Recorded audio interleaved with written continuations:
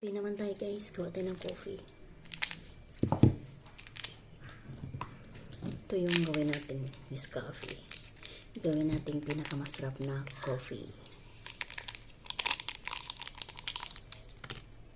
Gawin natin coffee bubbles. Pinakamasarap na coffee.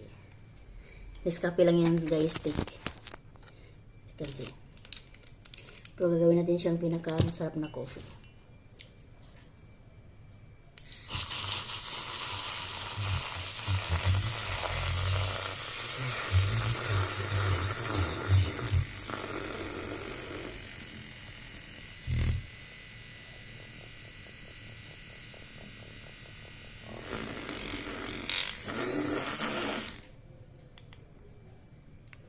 As you can see guys, nagbubble na siya. Look. That's coffee. Full na. At honey.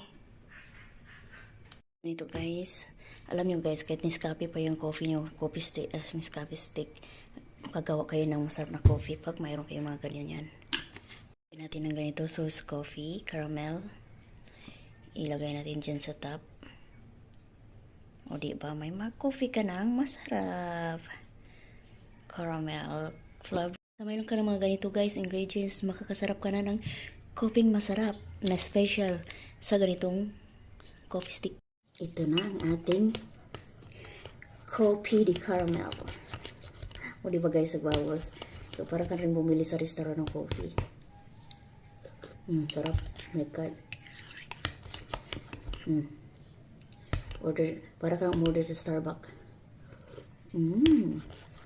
Pakasarap. Grabe.